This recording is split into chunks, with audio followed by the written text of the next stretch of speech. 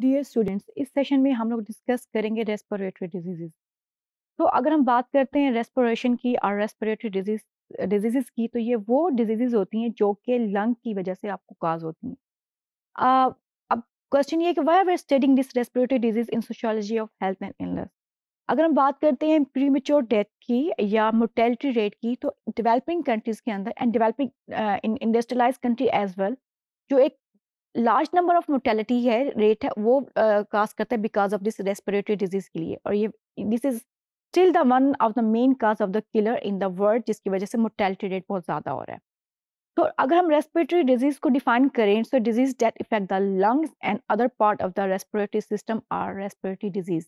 यानी कोई ऐसी बीमारी जो आपके लंग्स को या उसके किसी भी पार्ट को किसी भी तरह से इफेक्ट कर रही होती है, उसको हम रेस्पिरेटरी डिजीज कहते हैं, जिसकी वजह से आपको सांस का प्रॉब्लम होता है, सांस में दुश्वारी हो या सर्टेन अदर कॉम्प्लिकेशंस हो जाएं, तो जो लंग्स से रिलेटेड हो वो रेस्पिरेटरी प्रॉब्लम की वजह से होती है और उसको हम रेस्पिरेटरी डिजीज कहते हैं।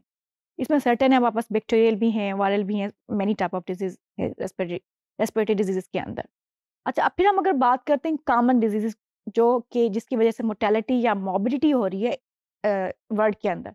ESMA is one of the main cause, chronic obstructive pulmonary disease COPD, chronic bronchitis, emphysema, lung cancer, cystic fibrosis, pleural effusion and pneumonia. This is one of the main causes of the death because of respiratory disease all around the world. अब अगर हम trend की बात करते हैं, तो हमने देखा जी हमारे पास कितने टाइप के रेस्पिरेटरी डिजीज हैं, बट ट्रेंड क्या है रेस्पिरेटरी डिजीज का वर्ल्ड के अंदर। तो इसमें जो सबसे मोस्ट इम्पॉर्टेंट है और one of the main killer is emphysema. It's also it's one main killer in developing nation as in the industrialization. यानी एम्फीजिमा एक डिजीज है लंग की, इसमें सिर्फ डेवलपिंग नेशन नहीं इसकी वजह से सफर कर रहे, जो इंडस्ट्रियलाइज नेशन है वो भी इक्वली इस डिजीज की वजह से सफर कर रहे हैं, और ये वहाँ पे मोर्टेलिटी और मॉर्बिडिटी को इंक्रीज कर रही है। एंड अकॉर्डिंग टू WHO और जो डिफरेंट स्टैटिस्टिक्स हमारे पास आए हैं, respiratory disease are leading cause of the death and disability in the world. यानी कि is one of the leading cause जिसकी वजह से दुनिया के अंदर डेथ और डिसेबिलिटी भी हो रही है। About 65 million people suffer from chronic obstructive pulmonary disease and 3 million die from it each year, making it third leading cause of death worldwide. So it's one of the third leading cause of death दुनिया के अंदर is because of this respiratory problem. ये तो हम world wide बात कर रहे थे। अगर हम बात करते हैं इन पाकिस्तानी पर्सपेक्टिव में, तो इन पाकिस्तान में आप देखिए हमारे पास जो death rate because of this respiratory problem की वजह से सबसे ज़्यादा निमोनिया है, इन्फ्लुएंजा एंड निमोनिया, जिसमें हमारे पास डेथ रेट ऑलमोस्ट 14.60% है। ट्यूबरक्लोसिस 5.56% है। Tuberculosis is one of the leading cause of mortality, और ये सेंचुरी से हो रहा है। अर्ली 19 सेंचुरी में अगर बात करें तो जो दुनिया में सबसे ज़्यादा डेथ्स हो रही थी बिकॉज ऑफ दिस ट्यूबरक्लोसिस हो रही थी। फिर इसकी मेडिकेशन आई और इसकी वैक्सीनेशन आई, जिसके बाद इसके ऊपर काफ़ी हद तक कंट्रोल कर लिया गया।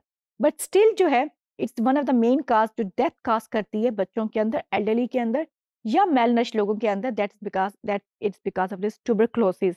और वर्ल्ड अब एक और डिलीमा से गुजर रहा है बिकॉज ऑफ एंटीबायोटिक रेजिस्टेंस। हमारे पास ट्यूबरक्लोसिस की रेजिस्टेंस फॉर्म आ गई है जिसे ड्रग रेजिस्टेंट ट्यूबरक्लोसिस कहते हैं, और जो कि ज़्यादा लीथल है, जिसकी वजह से ज़्यादा डेथ या ज़्यादा मॉर्बिडिटी काज हो रही है, आपके हेल्थ केयर रिसोर्सेज ज़्यादा यूटिलाइज हो रहे हैं। अदर लंग डिजीज में अब हमारे पास 4.75% है। एस्थमा जो है एक एलर्जिक रिएक्शन है, इसमें आपका जो है जो एयर पैसेजेस हैं वो टाइट हो जाते हैं और आपको सांस का प्रॉब्लम होता है। तो रेस्पिरेटरी डिजीज में be cause by infection by smoking tobacco और breathing in second hand tobacco smoke. इसमें अदर थिंग्स भी इन्वॉल्व में हैं, जिसमें रेंडन है, एस्बेस्टॉस है, other form of air pollution है।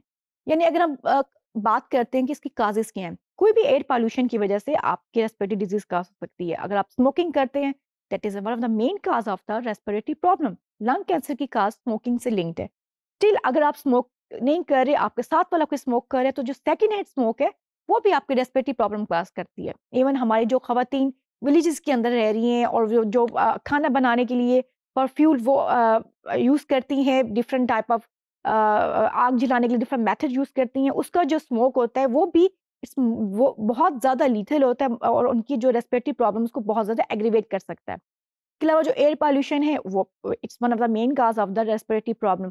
अब अगर हम पाकिस्तान के कंटेक्स्ट में बात करें, पाकिस्तान का जो सिटी लाहौर है इस one of the populated city in the world, जिसके अंदर एयर क्वालिटी बहुत बुरी है। इस एयर क्वालिटी के जो साइड इफेक्ट्स हैं वो लोगों को रेस्पिरेटरी डिजीज़ की उसमें फेस करने पड़ रहे हैं, रेस्पिरेटरी प्रॉब्लम्स भी ज़्यादा हो रहे हैं और ये लॉन्ग टर्म आगे जाके इसके फर्दर जो है कॉम्प्लिकेशंस लोगों को उनकी एजिंग पॉपुलेशन के साथ-साथ इंक्रीज़ हो जाएँगे। अच्छा, अगर हम और देखते हैं जी इसके अलावा हमारे पास क्या है, इस tobacco not only serve as a cause of the respiratory disease but also serve as a catalyst that increase the risk of other diseases. यानी अगर हम कहते हैं ना tobacco is a cause of the lung cancer, it's a correct statement.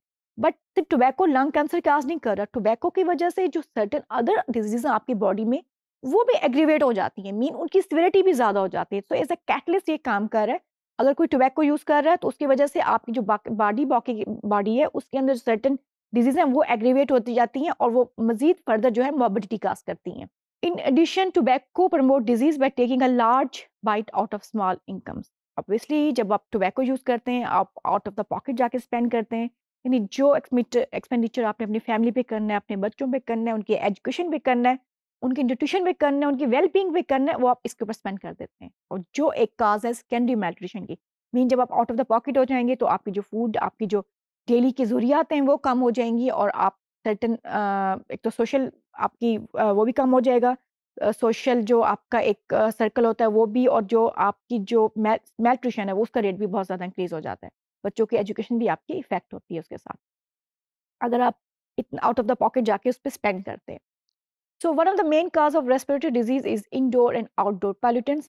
Indoor में हमारे पास और outdoor में कौन से हैं? आउटडोर में pollutants majorly contributes as a cause of respiratory disease in industrialized world by indoor pollutants in developing nation. यानी अगर हम आउटडोर की बात करते हैं तो बिकॉज इंडस्ट्रियलाइज कंट्रीज के अंदर बहुत ज़्यादा इंडस्ट्रीज होती हैं, उसका स्मोक बहुत ज़्यादा होता है, उनकी ट्रैफिक बहुत ज़्यादा होती है, तो जो आउटडोर पॉल्यूशन है वो उनको वहाँ पे इफेक्ट कर रही है। लेकिन अगर हम बात करते हैं वाले डेवलपिंग नेशन की, तो उनको ज़्यादा इफेक्ट इंडोर पॉल्यूशन करिए, बिकॉज उनका इंडोर जो है उनके पास फ्यूल को यूज़ करने के या खाना बनाने के लिए उनके जो मेथड्स होते हैं वो सर्टेन उनकी जो है रेस्पिरेटरी डिजीज़ को एग्रीवेट करते हैं।